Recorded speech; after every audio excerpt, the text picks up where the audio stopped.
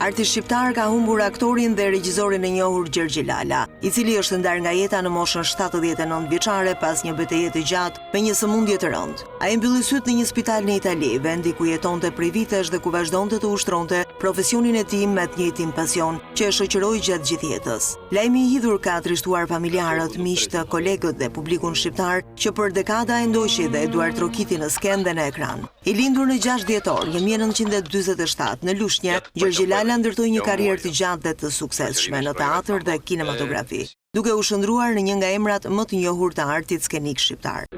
Ne nuk jemi nga ata që të vrasin natën edhe të qajnë ditën. Si ndo zot sa që vran Spiro Kosturin ton që shqiptarët heqin dorë nga gjuha tyre dhe të bëhen grek.